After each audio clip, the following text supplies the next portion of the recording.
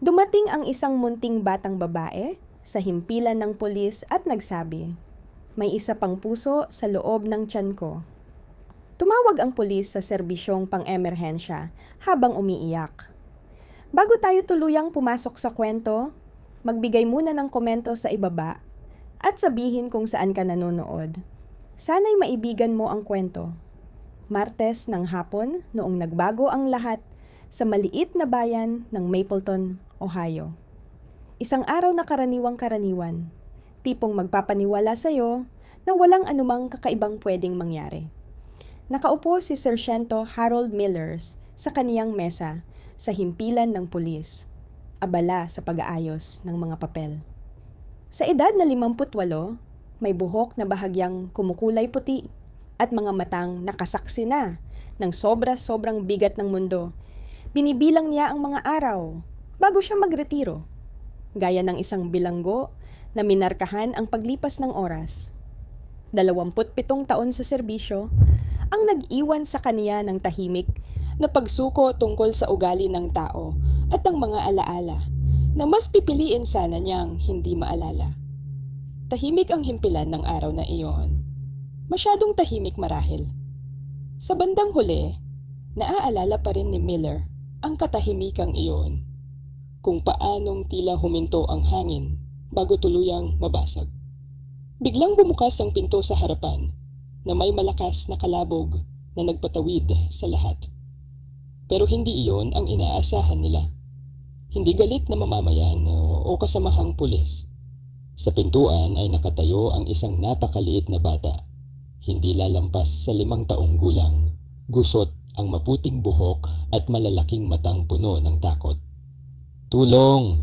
Mahina niyang bulong. Halos hindi marinig habang hirap na humakbang papasok. "Pakiusap, tulungan ninyo ako." Unang gumalaw si Miller, lumuhod sa harapan ng bata habang nakikita niyang nanginginig ito. Gusot ang bughaw na bestida ng bata, ang kaniyang mukha basa ng mga luha, at ang maliliit niyang kamay ay mahigpit na nakahawak sa kaniyang namamagang tiyan para bang pinoprotektahan ito. "Hoy, mahal na bata," mahinahong sabi ni Miller. "Nasaan ang nanay o tatay mo?" Nanginginig ang ibabang labi ng bata. "Umalis si Mami. Si Daddy nasa bahay. Sabi niya gumagawa lang daw ako ng kwento." May kung anong tumama kay Miller sa mismong tingin ng bata. Isang bigat na hindi dapat maranasan ng sino mang bata. Nakita na niya ang tinging iyon sa salamin noon matapos ang nangyari sa sarili niyang anak. Hindi niya iisipin iyon ngayon. Pilit niyang itinaboy sa isip. "Ano ang pangalan mo?" tanong niya. Lydia Ross," sagot ng bata. Unti-unting lumalakas ang boses. "Kung gayon, Lydia, ano ang nagdala sa'yo rito ng mag-isa? Napakatapang mong bata para sa ganoon kataong edad." Tumingala si Lydia sa kaniya gamit ang mga matang tila mas matanda kaysa sa kaniyang batang mukha. "Sabi ng doktor may mali raw sa tiyan ko," bulong niya. "Pero sabi ni Daddy ayos lang ako at wag daw akong mag-imbento ng kwento." Napansin ni Miller kung paanong hawak ni Lydia ang kanyang namamagang tiyan may halong takot at kirot. "Masakit ba ang tiyan mo, Lydia?" Dahan-dahan siyang tumango. "May isa pang puso sa loob. Minsan nararamdaman kong gumagalaw ito." Isang malamig na kilabot ang dumaan sa gulugod ni Miller.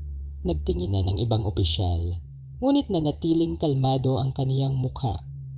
Madaling magsalita ang mga bata ng kakaibang bagay. Hindi ibig sabihin yon na wala silang pinipilit ipahiwatig na totoo. "Isa pang puso?" Maingat niyang tanong. Tumango si Lydia nang may kumpiyansa na tanging mga bata lamang ang nagtataglay. "Iba ang tunog niya kaysa sa puso ko. Sinabi ko kay Daddy, pero nagalit siya. Tapos nawala si Mami dahil dito." Nagpasya si Miller sa loob ng isang iglap. "Lydia, maaari ba na ipasuri natin ang tiyan mo sa doktor para siguradong ayos ka?" May kumislap na takot sa mukha ng bata. "Masasaktan po ba?" "Hindi, mahal na bata. Napakagagaan nilang mag-check." Inilahad niya ang kamay. Sasamahan kita mula simula hanggang matapos, kung gugustuhin mo. Sa ikinagulat niya, agad na kumapit ang maliliit na daliri ni Lydia sa kanya, puno ng tiwala. Habang inihahatid niya ito, patungo sa kaniyang sasakyan upang dalhin sa ospital, tumingala si Lydia at may sinabi na paulit-ulit sumisingit sa isip ni Miller maraming linggo pagkatapos. Ginoong pulis, kapag nakita nila ang pangalawang puso, tatanggalin po ba nila yon? Dahil hindi iyon akin. Sa palagay ko kay mami iyon. Tinulungan niyang makaupo si Lydia sa likuran ng sasakyan habang unti-unting bumibigat ang pakiramdam niya sa dibdib. 27 taon sa serbisyo ang nagturo sa kaniya ng isang bagay. Kapag may batang dumating na mag-isa at nagsasalita ng tila imposibleng kwento, ang katotohanang nasa likod nito ay madalas mas malala kaysa sa kaya mong isipin. Pagandar niya, nakita niya ang refleksyon ni Lydia sa salamin. Nakatingin ito sa bintana, isa nitong kamay nakapulupot pa rin sa namamagang tiyan, bumubulong ng mga salitang hindi niya marinig ng malinaw, may kinalaman sa mga puso, mga lihim at mga pangako. Tahimik ang pang-emergency na silid sa ospital ng komunidad sa Mapleton nang dumaan si Miller sa automatikong pinto. Mahigpit pa rin ang hawak ni Lydia sa kaniyang kamay. Ang liwanag mula sa mga ilaw na puti ay bumabagsak bilang matatalim na anino sa maputlang mukha ng bata, habang nakatingin ito sa mga abbalang nurse at sa mga makinang tumutunog. "Ayos lang," bulong ni Miller. Mas banayad ang kaniyang tinig kaysa sa nakasanayan ng mga tao sa Mapleton. "Napakabait ng mga doktor dito." Matapang na tumango si Lydia, ngunit lalo pang humigpit ang kapit ng kaniyang kamay sa kamay ni Miller. Sa mesa ng pagtanggap, ipinaliwanag ni Miller ang sitwasyon sa mahihinang tinig habang nakaupo si Lydia sa kalapit na upuan. Ang kaniyang mga paa ay kinakabahang nagpapaikot-ikot sa hangin. Unti-unting nagbago ang ekspresyon ng nurse mula sa propesyonal na pagkamagalang patungo sa pagkabahala habang tumitingin sa bata. "Kailangan nating makausap ang kaniyang mga magulang," mahina nitong sabi. "Hinanap ko na sila," tugon ni Miller. "Habang wala pa sila, kailangan niya ng pag-agapay na medikal." Makalipas ang ilang minuto, lumapit si Doktora Patel, isang mabait na babae na may mabilis na ngiti at ipinakilala ang sarili kay Lydia. "Narinig kong hindi maganda ang pakiramdam mo. Maaari ko bang tingnan ang tiyan mo?" Tumingin si Lydia kay Miller at tumango ang pulis ng may paghimok. "Maaari siyang manatili rito sa tabi mo," dagdag pa ni Doktora Patel. Sa silid ng pagsusuri, pinanood ni Miller habang marahang sinusuri ng doktora ang namamagang tiyan ni Lydia, at kahit pilit nitong pinapanatiling tuwid ang anyo, hindi maitatanggi ang mga tinging palitan nila ng nurse, mga tinging puno ng pag-aalala. "Lydia, masakit ba kapag pinipisil ko rito?" tanong ni Doktora Patel. Umiling ang bata. "Hindi naman masakit, parang masikip lang." Saglit siyang nag-atubili bago nagpatuloy. "Minsan nararamdaman kong tumitibok ang pangalawang puso. Iba ang tunog kaysa sa akin." Nanatiling kalmado ang propesyonal na anyo ni Doktora Patel. "Pakinggan natin." Ipinatong niya ang kaniyang pantinig muna sa dibdib ni Lydia, saka inilipat sa iba't ibang bahagi ng tiyan nito. Biglang may bahagyang pagbabago sa mukha ng doktora. Halos hindi halata pero ramdam.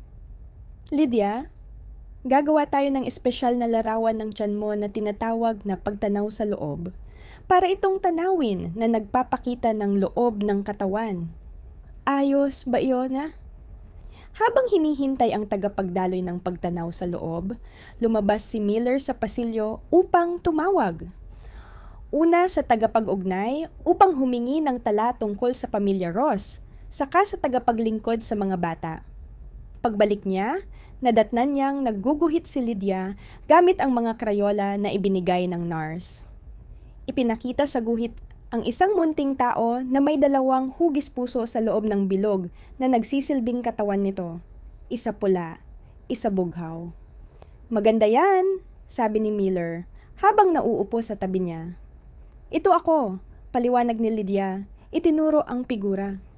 Ito ang puso ko, sabay turo sa pulang hugis puso. At ito naman ang isa pa, turo niya sa bughaw. Ang bughaw na puso, maingat na tanong ni Miller. Saan galing iyon? Napahinto ang kamay ni Lydia sa gitna ng pagguhit. Hindi ko alam, pero kinakantahan yon ni Mommy gabi-gabi dati. Pareho silang kinakantahan niya. Kumislap ang luha sa kaniyang mga mata. Namimiss ko si Mommy. Bago pa makasagot si Miller, dumating ang isang nurse dala ang balitang natunton na nila si Ethan Ross. Ang ama niya, papunta na siya. Sabi niya lumabas daw ang bata habang natutulog siya. Tumango si Miller, walang ipinapakitang galaw sa muka. At ang ina? Sabi niya umalis daw 3 buwan na ang nakalilipas. Walang balita mula noon. Dumating ang tagapagdaloy ng pagtanaw sa loob, ipinakilala ang sarili bilang Kelly. Habang inaayos nito ang mga kagamitan, may nalaglag mula sa bulsa ni Lydia, isang nakatiklop na papel. Pinulot iyon ni Miller at maingat na binuksan. Isang sulat yon sa nanginginig na sulat kamay. Grace, pakiusap umuwi ka. Kailangan ka ni Elle. Si Grace ba ang pangalan ng nanay mo? Mahina niyang tanong. Tumango si Lydia habang ipinapahid ni Kelly ang malamig na pamahid sa tiyan niya. Tingnan natin kung ano ang nandyan. Masiglang sabi ni Kelly, sabay pindot ng gamit sa tiyan ni Lydia. Malabo muna ang tanawin sa salamin, sa kaunti-unting luminaw. Sandaling nawala ang profesional ng ngiti ni Kelly. Kukunin ko lang si Doktora Patel, sabi nito. Maingat ang tono. Pagbalik ni na Doktora Patel at Kelly, naging matindi ang tingin ng doktora sa salamin. Hindi maintindihan ni Miller ang mga hugis, ngunit kilala niya ang anyo ng pag-aalala. Ano yon? Tanong ni Lydia. Itinuturo ang may kadilimang bahagi sa larawan. Bago pa man masagot iyon ni Doktora Patel, isang kaguluhan sa pasilyo ang nagpatunay ng pagdating ni Ethan Ross. Isang payat na lalaking mapula ang mga mata, may tindig na tila palaging handang makipagtalo. Asan ang anak ko? Malakas niyang tanong. Ano nang nangyayari dito? Habang humaharap si Miller sa kanya sa pasilyo, lumingon si Doktora Patel sa nurse at may ibinulong, dahilan upang mabilis nitong kunin ang telepono. May nakita ang pagtanaw sa loob, isang bagay na nagpapaliwanag sa pamamaga ng tiyan ni Lydia, at marahil pati sa pagsasalaysay niya tungkol sa pangalawang puso. Ngunit ang kahulugan nito, at kung paano ito konektado sa pagkawala ni Grace Ross, ay isang palaisipan na nagsisimula pa lamang mabuksan. Naging entablado ng tensyon ang pasilyo sa labas ng silid ni Lydia habang nakaharap ni Miller si Ethan Ross. Sa unang tingin, hindi tugma ang anyo ni Ethan sa inaasahan ni Miller. Sa halip na nakakatakot na presensya, isa siyang payat at halatang pagod. May maiitim na bilog sa ilalim ng mga matang mapula at bahagyang nanginginig ang mga kamay. Ginoong Ross, panimula ni Miller, maingat ang tono. Ako si Sargento Miller. Dumating ang anak ninyo sa himpilan mag-isa ngayon. Malinaw na nasa matinding pagkabalisa. Naglakad lang palabas, mariing sagot ni Ethan. Nakatulog ako ng 20 minuto at pagbangon ko wala na siya. Ganyan siya minsan, gumagawa ng kwento, lumalabas. Hinagod niya ang gusot na buhok gamit ang nanginginig na kamay. Maayos ba siya? Sinusuri siya ngayon ng mga manggagamot, tugon ni Miller, habang maingat niyang pinag-aaralan ang mukha ng lalaki. Binanggit niyang wala na ang ina niya. May kumislap na kirot sa mukha ni Ethan. Umalis si Grace 3 buwan na ang nakalipas. Walang babala, walang sulat, basta na lamang nawala. Ibinalik niya ang boses sa mababang tono. Mahirap para kay Lydia. Gumagawa siya ng mga kwento kung bakit umalis ang ina niya. Iniisip kong paraan niya iyon para kayanin ang sakit. At ang pamamaga sa tiyan niya, pati ang kirot na nararamdaman niya. Tumigas ang ekspresyon ni Ethan. Dinala na namin siya sa mga manggagamot. Sinabi nilang wala namang seryosong dahilan. Marahil daw ay suliranin lamang sa pagtunaw ng pagkain. Baka banayad na pagka-alerdi. Muling naging depensibo ang tono niya. Ginawa ko ang lahat ng kaya ko gamit ang mayroon ako. Alam mo ba kung gaano kahirap palakihin ng isang bata nang mag-isa gamit ang sahod ng manggagamot piyesa at walang anumang katiyakan sa kalusugan? Bago pa man makasagot si Miller, lumabas mula sa silid-suriang iyon si Dr. Patel. Seryoso, ngunit mahinahon ang ekspresyon. Ginoong Ross, ako si Dr. Patel. Nais kong makausap kayo tungkol sa inyong anak. Maayos ba siya? Tanong ni Ethan. Puno ng tunay na pag-aalala ang tinig na nagpahinto sandali kay Miller. May malaking bukol si Lydia sa loob ng tiyan na nangangailangan ng agarang pagtuon. Paliwanag ni Dr. Patel. Inihahanda na namin ang mas espesyalisadong larawan upang malaman ng malinaw kung ano ang ating kaharap. Nawala ang kulay sa mukha ni Ethan. Isang bukol tulad ng malalang karamdaman? Hindi pa natin alam, malumanay na tugon ni Dr. Patel. Ngunit may naririnig kaming kakaibang tugtog ng tibok na hindi pangkaraniwan. Nasusundan nito ang tibok ng puso ni Lydia at iyon ang ikinababahala namin. Nasuri na ba siya noon ng isang espesyalistang manggagamot? Napayuko si Ethan. Nais ni Grace na dalhin siya sa mga dalubhasa. Tiyak siyang may seryosong kakaiba. Ngunit sabi ng aming manggagamot sa baryo, ay wala naman. Masyado lang daw nag-aalala ang ina. Wala kaming pangalawang opinyon dahil walang kakayahang pinansyal. Nangalog ang tinig niya. Ibig niyo bang sabihing tama si Grace simulat sa pool? Habang patuloy na nagpapaliwanag si Dr. Patel kay Ethan, dahan-dahang bumalik si Miller sa silid ni Lydia. Nakaupo ang bata sa ibabaw ng mesang suri. Pinapanood ang nurse habang naghahanda ng mga kagamitan. Nang makita niya si Miller, lumiwanag ang kanyang mukha. Ginoong tagapagpatupad ng batas, nahanap niyo na po ba ang nanay ko? Umupo si Miller sa tabi niya. Hindi pa, Lydia, pero sisikapin ko. Maaari mo bang ikuwento ng kaunti kung paano siya umalis? Pinilipit ni Lydia ang laylayan ng kanyang damit, gamit ang maliliit niyang daliri. Madalas siyang umiyak noon. Lagi silang nag-aaway ni Daddy tungkol sa tibok sa tiyan ko. Sabi ni Daddy, kalokohan daw yon. Pero sabi ni Mommy, naririnig daw niya rin. Ano ang naririnig niya, Lydia? Yung pangalawang tibok. Iba ang tunog niya sa akin. Ginagawa ni Mommy na i-record yon gamit ang kanyang pangkuha ng tinig at tinutugtog para sa mga manggagamot. Pero hindi sila nakinig. Nagpuno ng luha ang mga mata ng bata. Isang araw, hinalikan niya ako bago ako pumasok sa pag-aaral. Pag-uwi ko, wala na siya. Sabi ni Daddy, kailangan daw niyang lumayo sandali pero hindi siya aalis nang hindi nagpapaalam ng maayos. Hindi nang ganito katagal. May malamig na gumuhit sa batok ni Miller. Lydia, alam mo ba kung saan inilagay ng ina mo ang mga recording na yon? Masiglang tumango si Lydia. Sa loob ni Ginoong Whiskers. Lihim daw namin iyon. Si Ginoong Whiskers? Pusa kong laruan. May espesyal siyang bulsa sa loob kung saan inilagay ni Mommy ang maliit niyang lagayan ng alaala. Sabi niya, kapag talagang kailangan ng sino man malaman ang tungkol sa pangalawang puso ko, dapat ko raw ipakita. Si Ginoong Whiskers. Isinapuso ni Miller na kailangang kunin ang laruan. At nasaan ngayon si Ginoong Whiskers? Nasa bahay. Maaari mo ba siyang dalhin sa akin? Natatakot ako kapag wala siya. Mula sa pintuan, biglang pumasok ang tinig ni Ethan. Lydia, mahal ko, ayos ka lang ba? Pula ang gilid ng kanyang mga mata, habang dahan-dahang lumalapit. Wari natatakot na baka itaboy siya ng sariling anak. Laking gulat ni Miller nang biglang ibuka ni Lydia ang mga bisig.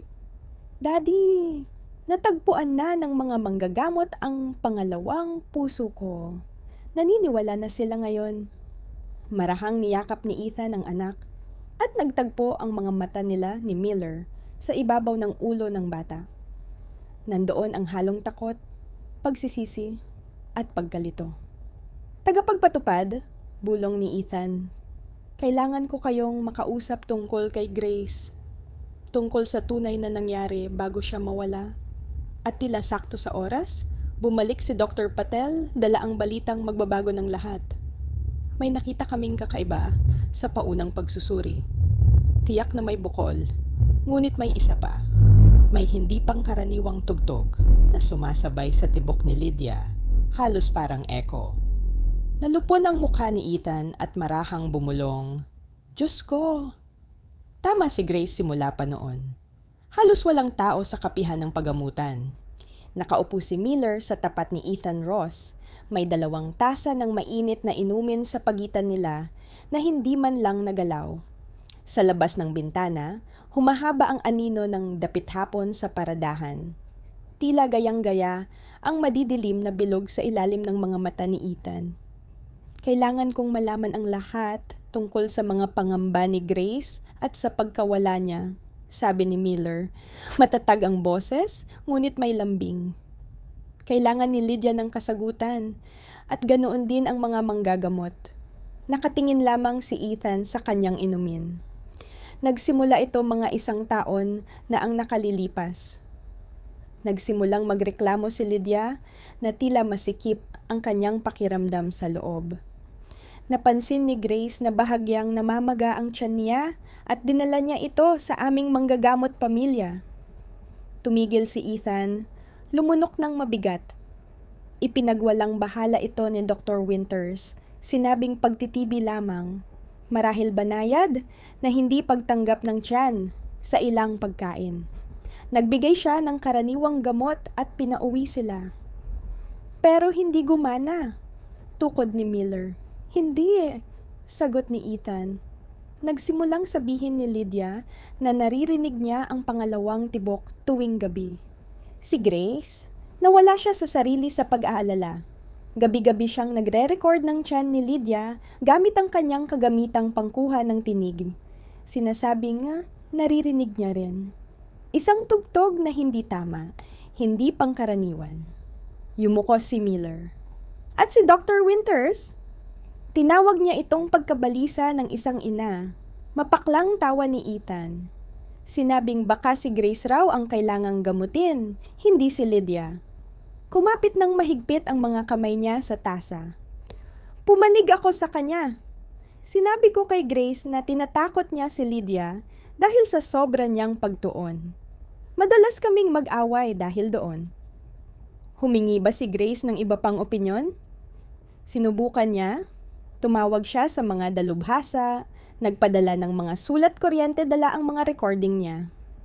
Walang tumanggap kay Lydia nang walang formal na pahintulot at tumanggi si Dr. Winters na magbigay. Ethan, basag na ang tinig. Pagkatapos noon, nawalan ako ng trabaho sa auto shop. Wala akong insurance, tumataas ang mga bayarin. Nagsimula akong uminom ng sobra. Halos hindi na kami nag-uusap ni Grace. Si Miller naman ay nanatiling walang ipinapakitang emosyon. At pagkatapos, umalis siya. 3 buwan na ang nakalipas. Nagkaroon kami ng matinding pagtatalo. Gusto niyang dalhin si Lydia sa Cincinnati Children's Hospital. Basta na lang pupunta sa emergency room. Sinabi ko na hindi namin kakayanin ang gastos. Puno ng luha ang mga mata ni Ethan. Sinabi ko sa kanya na nagiging delusional na siya, na kailangan niya ng tulong. Kinabukasan, wala na siya. Hindi agad ako nagsampa ng missing persons report. Tumagilid ang tingin ni Ethan. Hindi ka agad. Akala ko kailangan lang niya ng espasyo. Babalik din kapag kumalma na. Nang sa wakas ay iniulat ko, sinabi ng pulisya na walang ebidensya ng foul play, na para bang isang ina lang na iniwan ang kanyang pamilya. Pagbalik sa itaas, si Nurse Sarah Jenkins ay tila nagkaroon ng espesyal na malasakit kay Lydia. Natagpuan sila ni Miller na naglalaro ng baraha habang hinihintay na maihanda ang specialized imaging. Mr. Miller! Kumislap ang mukha ni Lydia. Naniniwala si Nurse Sarah tungkol sa pangalawa kong puso. Pinakinggan niya ako sa makinang tumutunog ng beep-beep. Ngumiti si Sarah kay Miller. May kakaiba sa echocardiogram, aniya. Kasalukuyan nang kumukonsulta si Dr. Patel sa mga espesyalista. Nang maging abala si Lydia sa telebisyon, inilayo ni Sarah si Miller. May napansin akong kakaiba. Mas lumalakas ang pangalawang ritmo kapag binabanggit ni Lydia ang tungkol sa kanyang ina, para bang naapektuhan ng emosyon ang tugon nito. Anong ibig sabihin noon sa medikal na paraan? Tanong ni Miller. Hindi ko pa tiyak. Nag-atubili si Sarah. Humingi ako ng kopya ng medical records ni Grace Ross. Nagkaroon siya ng komplikasyon noong nagbubuntis kay Lydia, isang pambihirang kondisyon na tinatawag na vanishing twin syndrome ng maaga sa pagbubuntis. Tumaas ang kilay ni Miller. May kinalaman kaya yon? Hindi ko alam, sagot ni Sarah. Pero may nakita pa akong mas nakakabahala. Lalong ibinaba niya ang boses. May 5 siyang hiwalay na tawag sa child services nitong nakaraang taon at lahat iyon ay tila hindi pinansin o inimbestigahan. Isinumbong niya ang asawa niya? Tanong ni Miller. Hindi, sagot ni Sarah. Ikinagulat niya. Isinumbong niya ang medical neglect ni Dr. Winters. Naghihingi siya ng tulong na mapilit ang doktor na i-refer si Lydia sa espesyalista.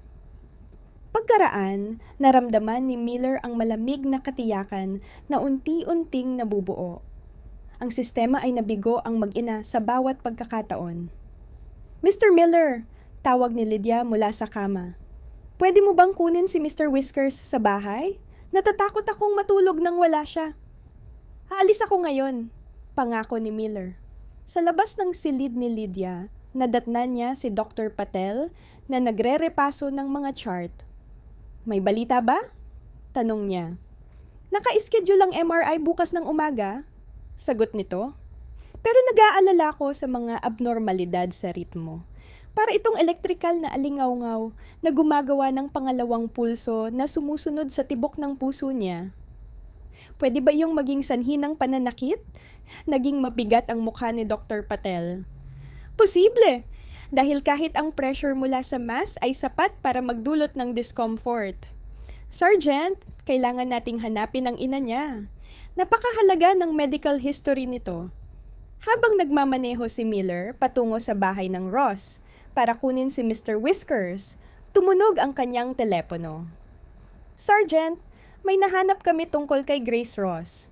Ginamit ang credit card niya kahapon sa isang motel sa Kentucky, lampas lang sa hangganan. Humigpit ang hawak ni Miller sa manibela. Ipadala ang address. Sa bahay ng Ross, isang maliit at pagod na bungalow na may kupas na pintura, nakita ni Miller si Mr. Whiskers sa maayos na kama ni Lydia. Ang stuffed cat ay halatang minahal ng matagal, kulang ng isang mata at may ilang tahi. Hinaplos ni Miller ang mga pananahi at natuklasan ang isang nakatagong bulsa. Sa loob nito ay may maliit na USB drive. Habang palabas na siya, may napansin siya sa mesa sa tabi ng kama ni Lydia. Isang naka-frame na larawan ni Grace at Lydia, kapwa nakangiti. Pinulot niya ito at napansin ang sulat sa likod. Ang 2 puso ko, isa na sa akin, isa na sa iyo. Lagi mong tatandaan, hindi nawawala ang pagmamahal, kahit nawawala ang mga tao. Mommy! Inilagay ni Miller ang larawan sa bulsa kasama ang USB drive. Biglang tumibay ang paniniwala niya. Ang paghahanap kay Grace Ross ay hindi lamang tungkol sa pag-aalaga kay Lydia. Ito'y susi para maunawaan ang matagal ng ipinahihiwatig ng batang babae. Tahimik ang istasyon nang bumalik si Miller. Karamihan ng mga opisyal ay umuwi na. Umupo siya sa kanyang mesa. Si Mr. Whiskers ay nakapatong sa tabi ng kanyang keyboard at isinaksak niya ang USB drive. Biglang napuno ang screen ng dos-dosenang audio files. Bawat isa ay maingat na may petsa mula noong nakaraang taon. Pinili ni Miller ang pinakahuli. Umaling-awngaw sa kanyang headphones ang tinig ni Grace Ross. Mahina pero matatag. Lydia Ross, abdominal recording, Marso 15. Sumunod ang katahimikan bago ang malinaw na tunog ng tibok ng puso, whoosh, thump. Ngunit may isa pang bagay. Isang mas mahina, bahagyang hindi kasabay na ritmo na tila sumusunod sa una, bumubuo ng kakaibang tunog na nagpataas ng balahibo ni Miller. Nagpatugtog siya ng 3 pang recording. Nandoon ang pangalawang ritmo. Lahat ng file, mas malinaw ito habang tumatagal. Sa pagitan ng audio files ay may mga dokumento, artikulo tungkol sa medikal na pananaliksik, mga email sa mga espesyalista, at isang journal na nagtatala ng mga sintomas ni Lydia. Isang entry ang tumimo kay Miller. Tumawa si Dr. Winters ngayon. Totoong tumawa siya nang patugtugin ko ang recording. Sinabi niyang, minamanipula ko ang tunog para gumawa ng drama. Nang iginiit kong i-refer niya kami sa espesyalista, sinabi niyang ako raw ang dapat magpatingin sa psychiatrist. Mas pinaniniwalaan ako ni Ethan. Nauubusan na ako ng paraan. Tumunog ang telepono ni Miller, si Sarah mula sa ospital. Sergeant, hinahanap ka ni Lydia. Hirap ang gabi niya at paulit-ulit niyang sinasabing ipinangako mong dadalhin mo si Mr. Whiskers. Paparating na ako, sagot ni Miller, dala ang stuffed cat at ang USB drive. Pagdating niya sa ospital, abala na ang night shift. Dim ang ilaw sa silid ni Lydia at nakakulot siya sa ilalim ng puting kumot. Mr. Miller, pabulong niyang sabi nang pumasok siya. Nakita mo siya. Iniabot ni Miller si Mr. Whiskers at pinanood si Lydia habang mahigpit niyang niyakap ang pusa. Ginawa nila ulit ng mga doktor ang mga larawan ng tiyan ko, sabi niya. Pabulong silang nag-uusap. Sinusubukan lang nilang malaman kung paano ka matutulungan, sagot ni Miller. Umupo sa tabi ng kama. Nahanap mo na ba ang mami ko? Nag-alinlangan si Miller. Papunta na ako roon, Lydia. Nangako ako. Tinitigan siya ng mga mata niyang mas matanda kaysa sa edad niya. Akala ni Daddy umalis siya dahil malungkot siya. Pero alam ko ang totoong dahilan. Yumuko siya, binaba ang boses.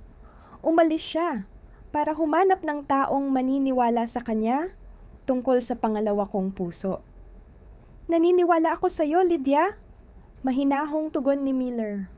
At pinakinggan ko ang mga talaang tinig ng nanay mo. Lumaki ang mga mata ni Lydia. Natagpuan mo ang mga iyon kay Ginoong Whiskers, sabi ni Inay, na para lamang daw ipakita sa isang tao kung talagang mahalaga. Mahalaga iyon. Maaring makatulong ang mga tala sa mga manggagamot upang maunawaan kung ano ang nangyayari sa loob ng tiyan mo. Tumango si Lydia ng may paggalang. Sabi ni Inay, na ang ikalawang puso ay kakaiba. Na para raw itong pagdadala ng piraso niya na laging nasa akin. Bumaba ang tono ng kanyang tinig sa isang bulong. Sabi niya na iyon ang aming tagong anghel. Bago pa man makapagtanong si Miller kung ano ang ibig niyang sabihin, lumitaw si Dr. Patil sa pintuan, may bakas ng pag-alala sa muka. Sergeant, maaari ko ba kayong makausap sa labas? Pakiusap? Sa pasilyo? Hindi na naitago ng propesyonal na tindig ni Dr. Patil ang kanyang pagkabahala. Bumalik na ang resulta ng imahen. Mas masalimuot ang umbok sa tiyan ni Lydia kaysa sa inaasahan namin. Kailangan natin siyang ilipat agad sa ospital ng mga bata sa Columbus. Ano ba talaga ang hinaharap natin? Tanong ni Miller. Nag-aatubili si Dr. Patil. Isang pambihira. Isang maaaring magpaliwanag kung bakit nararamdaman ni Lydia ang ikalawang tibok. Kailangan natin ng pangkat ng mga dalubhasa. Huminto siya sandali.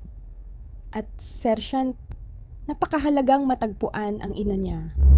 Maaaring maging mahalaga ang bahagi ng kanyang lahi sa kalagayan. Tumango si Miller at ang paninindigan ay dumoble sa loob niya na wari isang baluting isinusuot. Hahanapin ko siya ngayong gabi. Humahati ang ilaw ulap ng pulang kotse pulis ni Miller sa kadiliman habang nagmamaneho siya patimog tungo sa Kentucky. Maingay ang marahang patakulan sa bubong. Ang address na nakuha mula sa cardbayad ni Grace Ross ang nagdala sa kanya sa Tagunton na buwan na otel.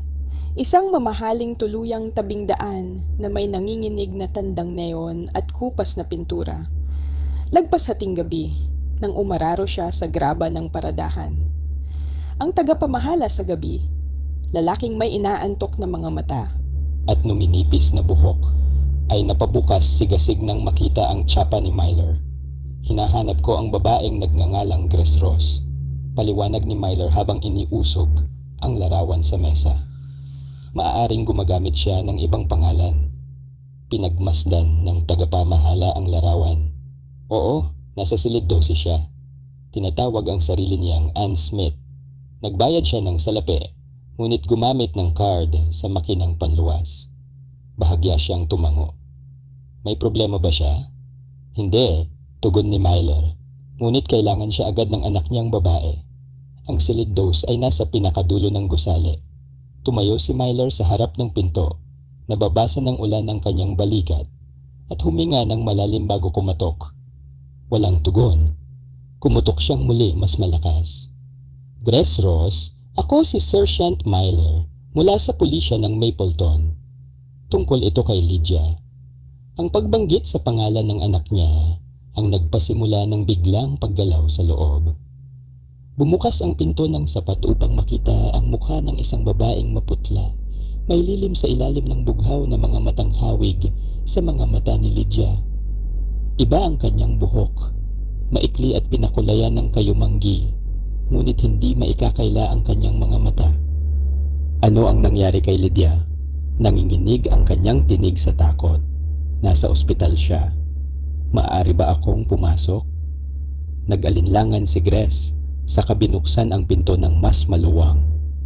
Payak, ngunit maayos ang silid ng otel. May mga papel na nakakalat sa kama at nakabukas na teksto computer sa maliit na mesa. Ayos lang ba siya? Tanong ni Grace. Nanginginig ang mga kamay. Pakiusap, sabihin mong ayos lang siya.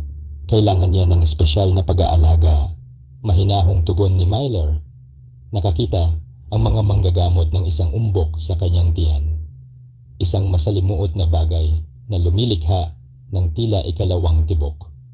Bumagsak si Grace sa gilid ng kama. Ang mukha ay pinaghalong pagkapantay loob at pagguho. Alam ko. Matagal ko nang sinubukang sabihin sa kanila. Tumingala siya kay Miller habang umaagos ang luha. Walang gustong makinig. Hindi ang mga manggagamot, hindi si Ethan, hindi ang tagasingil ng bata. Iniisip nilang nababaliw ako. Pinakinggan ko ang mga tala mo, sabi ni Myler, habang umuupo sa silya sa tapat niya. Ikinukuwento sa amin ni Lydia ang tungkol sa ikalawang puso. Sabi niya tinawag mo yung tagong anghel. May impit na singhot si Grace. Noong nagdadalang tao ako kay Lydia, kambal ang dinadala ko. Pagsapit ng 12 linggo, naglaho ang isa, halos na sip-sip pabalik sa katawan ko o sa katawan ni Lydia. Tinawag yon ng manggagamot na syndrome ng naglalahong kambal. Ngunit sabi niya nangyayari iyon kung minsan, kaya huwag daw akong mag-alala. Pinunasan niya ang kanyang mga mata.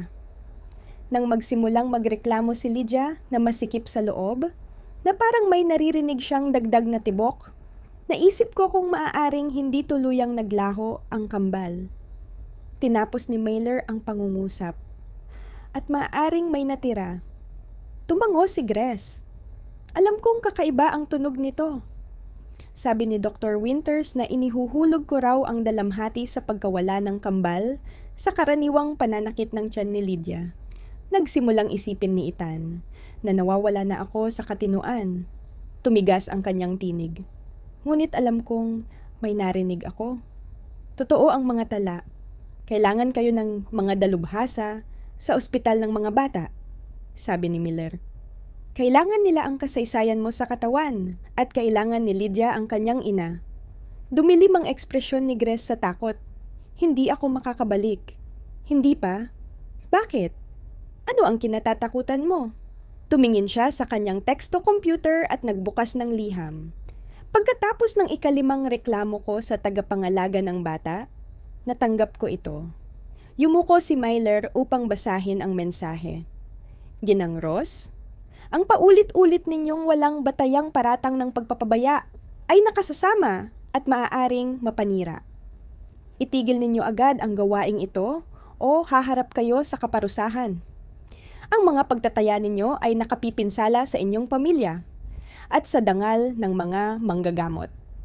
Dr. Thomas Winters. Tinakot niya akong kunin si Lydia mula sa akin. Bulong ni Grace. Sabi niya magpapatotoo siyang hindi ako matino at inilalagay ko sa panganib ang anak ko sa mga hindi kailangang proseso. Hindi ko kayang ipagkait siya, ngunit hindi ko rin kayang makita siyang nagdurusa. Ibinaba niya ang takip ng teksto-computer, kaya umalis ako upang maghanap ng patunay. Dalubhasang titingin sa ebidensya ko nang walang kailangan na formal na padala. At nakakita ka ba? Umusbong ang bahagyang ngiti sa labi ni Grace. Kahapon, may mananaliksik sa Cincinnati na pumayag na suriin ang lahat. Tumawag siya kaninang umaga. Sabi niya maaaring tama ako. May mga pambihirang kalagayan kung saan ang himay-may sanggol ay maaaring umunlad sa kakaibang paraan.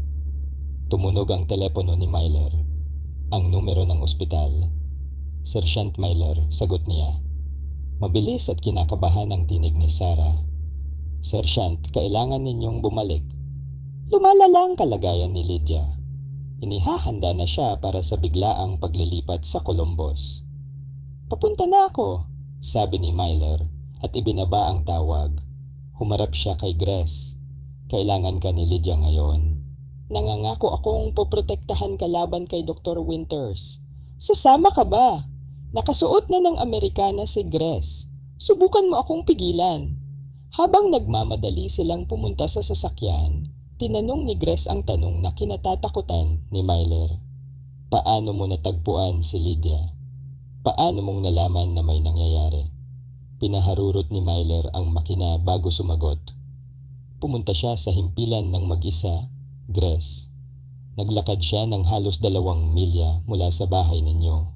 Hawak ang tiyan. Sinasabing sinabihan siya ng tatay niya na gumagawa lang siya ng kwento tungkol sa ikalawang puso. Nagkuyom ang mukha ni Grace. Ang anak kong maliit. Sa lahat ng panahong ito, siya ang tanging naniniwala sa akin. Hindi na ngayon. Matatag na sabi ni Miller habang bumabagtas sila pahilaga sa ulan.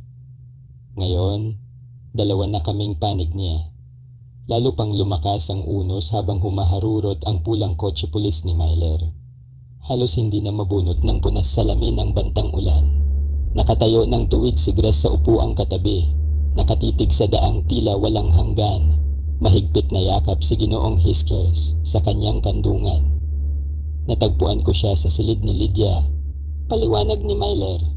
Gusto niya siyang isama sa ospital. Hinaplos ni Grace ang kupas na tahi. Ginawa ko ito para sa ika-5 kaarawan niya. Bulong niya. Ako ang nagpanukala sa bulsa, isang espesyal na lugar para paglagyan niya ng mga munting yaman. Napigil ang kanyang tinig. Hindi ko inakalang magiging sisidlan ito ng ating mga katunayan. Tumunog ang telepono ni Miller sa mga malalakas na salpok ng tagapagsalita ng sasakyan. Tumatawag si Doktora Patel. Sersyento, nasaan kayo? Narito na ang pangkat sa paglilipat, ngunit tumatanggi si Lydia na umalis nang hindi ka muna nakikita. Mga 40 minuto pa kami, sagot ni Myler. Sabihin mong paparito ako at may kasama akong espesyal. Espesyal? Ulit ni Doktora Patel. Nabura ang tinig niya sandali. Hindi ko inaasahan yan. Ipagbibigay alam ko sa pangkat. Mag-ingat sa pagmamaneho, Sersyento. Pagkaputol ng tawag, tumingin si Grace kay Myler. Ano na mangyayari pagdating ko ron? Tatawag ba sila ng pulisya? Ako ang pulis. Paalala ni Myler, banayad ang tinig. Wala kang nilabag na batas, Grace. Umalis ka sa bahay niyo. Oo, pero hindi mo iniwan si Lydia. Naghahanap ka ng tulong. Pero baka hindi ganun ang tingin ni Eton. Bulalas ni Grace. Humigpit ang hawak ni Miller sa manibela. May dapat din siyang pagbayaran. Nasa ospital siya ngayon, tinatanggap ang pagkakamali niya. Tahimik ang natitirang biyahe. Pagdating nila sa paradahan ng ospital, nag-atubili si Grass bago buksan ang pinto. Natatakot ako, amin niya. Sa ano? Nahuli na ang lahat? Na nabigo ko siyang protektahan. Lumambot ang ekspresyon ni Myler. Hindi ka tumigil sa pakikipaglaban para sa kanya. Iyon ang mahalaga. Mataong-matao ang departamento ng pangkagyut.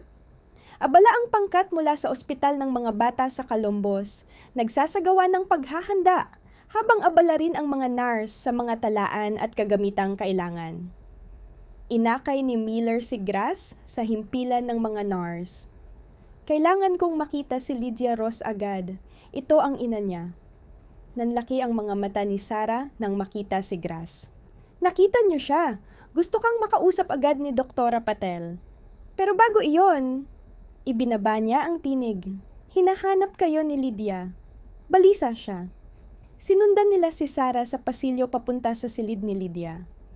Mula sa labas, narinig nila ang mahinang boses. Hindi ako aalis hanggat hindi dumarating si Sir Miller. Nangako siyang ibabalik niya ang nanay ko. Napatigil si Grass, namutla. Hinawakan ni Myler ang balikat niya. Kailangan ka niya. Huminga ng malalim si Grass at pumasok. Saglit na huminto ang oras nang magtagpo ang mga mata nila ng anak. Nay, halos bulong ni Lydia. Para bang takot siyang maglaho ang tanawin pag nilakasan ang tinig. Nandito na ako, anak. Iyak ni Grass. Mabilis na lumapit sa tabi ng kama. Patawad kung umalis ako. Naghahanap ako ng tutulong sa atin. Sumugod si Lydia sa kanyang yakap, napalakas na natanggal ang isang kable sa makina, umaling-aw-ngaw ang alarma, ngunit hindi iyon napansin ng mag-ina. Kapwa silang humagulgol.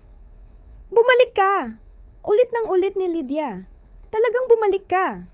Hindi ako tumigil sa paghahanap ng sagot, pangako ni Grass, hinahaplos ang buhok ng anak. At hindi na kita iiwan muli. Nakatayo sa may pintuan si Miller, namumula ang mga mata. Lumapit si Sarah kasama si Doktora Patel, pinipigil ang emosyon. Ginang Ross, wika ng doktora, banayad ang tono. Ako si Doktora Patel. Inaalagaan namin si Lydia, ngunit kailangan natin siyang ilipat agad sa ospital ng mga bata para sa dalubhasang pag-aalaga. Tumango si Grass. Hindi binitiwan ang yakap sa anak. Nauunawaan ko. Sasama ako. Siyempre, tugon ng doktora. Pero kailangan ko munang itanong ang ilang bagay tungkol sa pagbubuntis mo at kasaysayan ng kalusugan ni Lydia. Habang nag-uusap sila, napansin ni Myler si Eton. Nakatayo sa pasilyo. Hindi makalapit. Halatang naguguluhan at nababalot ng ginhawa sa pagbalik ng asawa niya. Lumapit si Myler. Bumalik siya para kay Lydia. Sabi niya, mahina. Tulad ng sinabi niya. Mahinang sagot ni Eton. Dapat naniwala ako sa kanya. May panahon pa para itama, tugon ni Myler. Pero ngayon, magpokus ka kay Lydia. Sa loob ng silid, ipinaliwanag ni Grass kay Doktora Patel ang tungkol sa sindrom ng naglalahong kambal at ang kutob niya. Maingat na nakinig ang doktora. May mga sandaling sumusulat. Tugma ito sa nakita namin sa larawan mula sa loob ng katawan, paliwanag niya. May bukol na kakaiba ang katangian, parang laman na hindi karaniwang umuusbong sa bahaging iyon. Anong laman? Tanong ni Grass. Nag-alinlangan ang doktora. Masalimuot, pero may mga bahagi itong kahawig ng lamang puso. Maaaring iyon ang pinagmumula ng pangalawang pintig na naririnig ninyo. Biglang nagsalita si Lydia. Oh, Nay, sabi ko sa'yo na totoo ang pangalawang puso ko. Lumingon siya kay Myler, nakangiting may tagumpay. Sir Miller, natagpuan mo si nanay at naniwala ka sa pangalawang puso ko. Ikaw ang pinakamabait na tagapagbantay. Hindi napigilan ni Myler ang ngiti. Ginagawa ko lamang ang tungkulin ko, Lydia.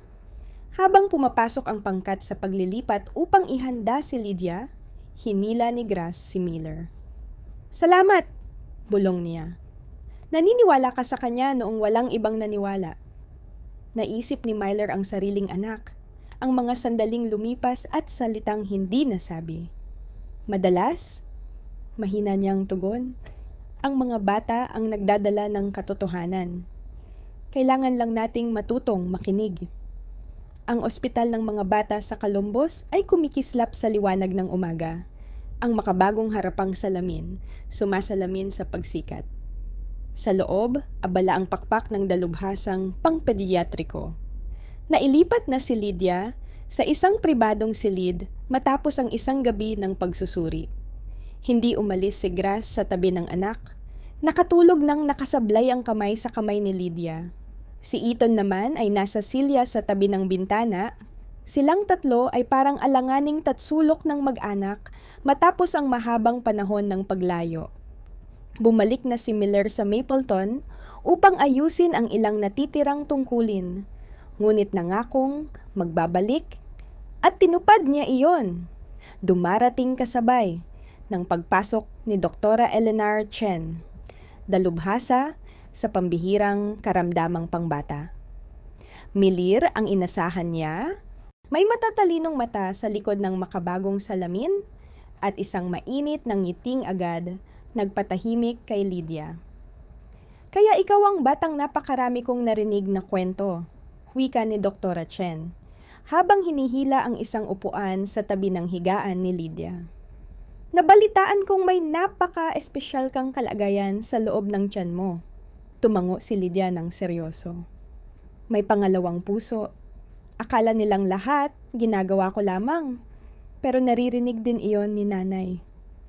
Tiningnan ko na ang lahat ng pagsusuri mo at ang mga larawan at naniniwala ako sa iyo, sabi ni Dr. Chen, tumingin sandali sa mga magulang. Sa katunayan, naniniwala akong isa ito sa pinakakahanga-hangang kaso na nakita ko. Home turn siya kina Grace at Eton. Ginang at Ginoong Ross. Napakadalang ng taglay ni Lydia. Batay sa mga larawan at sa kasaysayan ng pagbubuntis, naniniwala kaming mayroon si Lydia ng tinatawag na teraratoma na may kakaibang katangian. Teraratoma? Ulit ni Eton, malabo pa ang salita sa hangin. Tumango si Dr. Chen. Isang uri ito ng pag-usbong na naglalaman ng iba't ibang uri ng laman, minsan buhok, ngipin o mas komplikadong estruktura. Sa kaso ni Lydia, may bahagi itong kahawig ng lamang puso. Tisyong katulad ng laman na matatagpuan sa tunay na puso. Napasinghap si Grace. Mula sa kambal na naglaho noong pagbubuntis? Posible, tugon ng doktora. Karaniwan, walang naiiwang bakas ang sindrom ng naglalahong kambal. Ngunit sa sobrang bibihirang pagkakataon, may nalalabing selulang na ikakabit sa nabubuhay na sanggol. Ang kahanga-hanga sa kaso ni Lydia ay nakabuo ang tisyo ng sarili nitong paunang sistema ng daluyan ng dugo, kaya gumagawa ito ng tila pintig. Tumango ng tagumpay si Lydia. Sabi ko sa inyo, may pangalawa talaga akong puso. Ngumiti si Dr. Chen. Sa paraang maaari nating sabihin, oo, hindi ito ganap na puso, ngunit sapat ang kakayahan nitong umunat at umimpis upang makagawa ng tunog na inyong naririnig. Lumapit si Miller mula sa may pintuan. Mapanganib po ba iyon, doktora? Naging seryoso ang mukha ni Chen. Hindi ito masama, hindi kanseroso. Ngunit ang laki at kinalalagyan nito ay nagdudulot ng suliranin. Dinidiinan nito ang mga laman loob ni Lydia, pati ang tunay niyang puso, kaya hirap ito at mabilis mapagod ang bata. Maalis po ba iyon? Tanong ni Eton, namimigat ang tinig. Maari, ngunit masela ng operasyon, sagot ng doktora. Kumakabit ang umbok sa ilang daluyan ng dugo ni Lydia. Kailangang dahan-dahan itong paghiwa-hiwalayin habang pinangangalagaan ang normal niyang anyo. Tumingin siya kay Lydia. Ibig sabihin, kailangan ka naming operahan, anak. Lumawak ang mga mata ni Lydia. Masasaktan po ba ako? Matutulog ka habang ginagawa namin at pag-ising mo, may gamot kang iinom para hindi sumakit. paliwanag ni Doktora Chen. At pagkatapos, hindi na masisikip ang pakiramdam ng tiyan mo. Hinawakan ni Grace ang kamay ng anak. Kailan po mangyayari ang operasyon? Nais ko pang kumuha ng mas espesyalisadong larawan, ngunit kung maari, sa loob ng susunod na 2 araw. Nakababahala ang pagdiin nito sa mga laman loob. Habang pinagpapaliwanagan ni Doktora Chen, sina Grace at Iton, napansin ni Miller si Lydia na nakatingin sa kanya, na para bang nauunawaan ng higit pa sa ipinapakita. "Sir Miller," tawag ng bata, "kapag inalis nila ang pangalawang puso ko, saan po iyon mapupunta?" Nabigla si Miller sa inosenteng tanong. "Sa palagay ko, aaralin ito ng mga manggagamot upang mas maunawaan ang kalagayan mo." Kumunot ang noo ni Lydia. "Pero bahagi iyon ng akin. At baka bahagi rin ng kambal ko. Hindi dapat basta itapon." Nagkatinginan sina Miller at Grace at tumango si Grace. Pahiwatig na nauunawaan ang damdamin ng anak. "Ano ang nais mong mangyari, Lydia?" Mahinang tanong ni Miller. Nag-isip ang bata. "Pwede po ba tayong magdaos ng libing? Maliit lang. Sabi ni nanay, naging anghel na ang kambal ko. Baka ito ang natitirang bahagi niya, na dapat ding umakyat sa langit." Tumulo ang luha kay Miller nang hindi niya inaasahan. Bago siya makasagot, sumali sa kanila si Doktora Chen. "Iyon ay isang napakagandang nais, Lydia," sabi niya. "Pagkatapos naming pag-aralan ito, upang maunawaan ng buo ang kalagayan mo, tutulungan ka naming magpaalam ng maayos." "Pangako?" tanong ng bata. "Pangako," tugon ng doktora ng may solemnidad. Pagkaalis ng doktora upang ayusin ang dagdag na pagsusuri, nakatayo si Miller sa pagitan ni Grace at Iton. Pinagmamasdan ang batang tulog na tulog. Hawak pa rin ang munting laruan niyang pusang si Mr. Whiskers. "Natatangi siya," mahinang sabi ni Miller. Tumango si Grace, may luha. "Matagal na namin siyang hindi lubos na uunawaan, lalo na noong akala namin gumagawa lang siya ng kwento." "Ako ang dapat nakinig," amin ni Iton. Mabigat ang boses. "Tayong lahat may hindi nakita," tugon ni Miller. "Pero ang mahalaga, hindi na mag-isa si Lydia. Lahat tayo nakikinig na ngayon. Tunay na pakikinig." Kinabukasan, isinagawa ang nakasadyang, mas espesyalisadong pagkuha ng larawan. Nasa silid-hintayan sina Miller at Iton habang sinasamahan ni Grace si Lydia sa loob. "Hindi ko pa rin halos maisip," bulalas ni Iton. Binubuksan ang katahimikan sa pagitan nila. Buong panahong ito, tama si Grace. Tama si Lydia. At ako? Naniwala ka sa sinabi ng mga profesional, putol ni Miller, sa banayad na bayanihan ng salita. Ganoon ang karaniwang gagawin ng sinuman. Umiling si Iton. Pero alam ni Grace, iyon ang kutob ng isang ina. Dapat mas pinagkatiwalaan ko iyon kaysa sa doktor na 15 minuto lang siyang nakita. Sinuri ni Miller ang binata, ang maiitim na bilog sa ilalim ng mga mata, ang pagkabalisa ng mga kamay. "Nakipag-usap ka na ba sa kanya?" "Talagang nakipag-usap? Lagi kaming nakatutok kay Lydia," sagot ni Iton. "Marami akong gustong sabihin kay Grace, pero hindi ko mahanap-hanap ang tamang sandali." "Baka hindi darating ang perpektong sandali," payo ni Miller. "Pero narito siya na ngayon. Huwag mong palampasin." Natigil sila nang dumating si Doktora Chen, may hawak na tapyas na ginagamit sa pagtingin ng resulta. "Ginoong Ross, Sarsyento Miller, natapos na ang pagkuha ng larawan. Sina Dr. Watson ang tumutulong kina Ginang Ross at Lydia pabalik sa silid. Nais kong pag-usapan ang nakita namin kasama kayong lahat." Sinundan nila siya papunta sa silid ni Lydia, na nakaupo ng tuwid at nakangiting ipinapakita ang kumikinang na pandikit na nakuha niya sa katapangan. "Tingnan niyo, Sir Miller, puso na may pakpak." "Napakabagay," tugon ni Miller, na upo sa tabi ng bintana, habang ikinakabit ni Doktora Chen ang tablet sa malaking salamin-tabing ng kwarto. "Narito ang resulta," simula ng doktora. habang lumitaw ang 3 dimensyong larawan ng loob ng tiyan ni Lydia. Ito ang pinakapinong pagtingin sa loob ng katawan ni Lydia, kasama ang umbok na tinatalakay natin.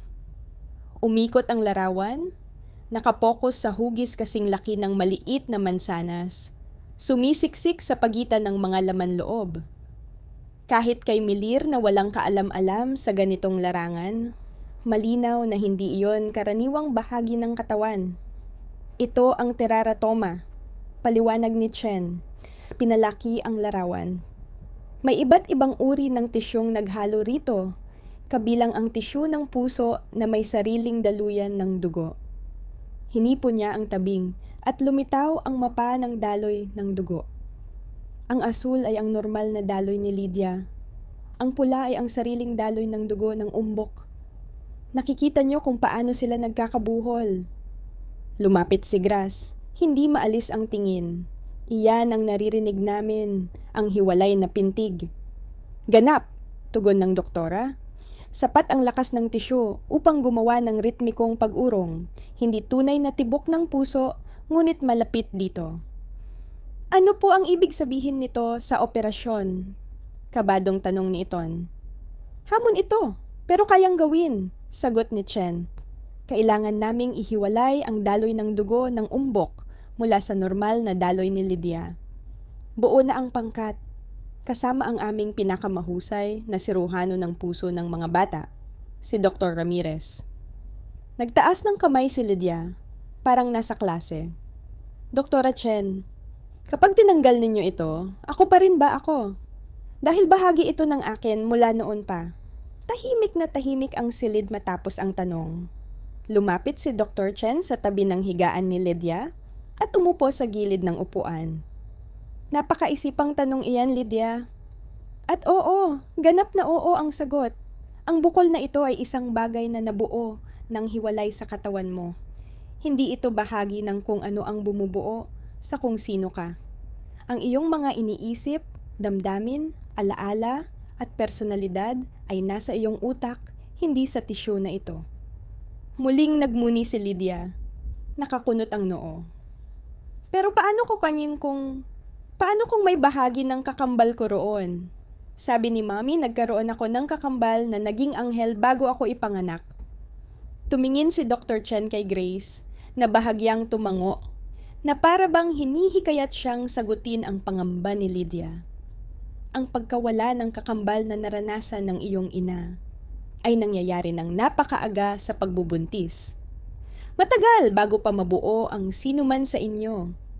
Bago magkaroon ng anumang personalidad o mga iniisip.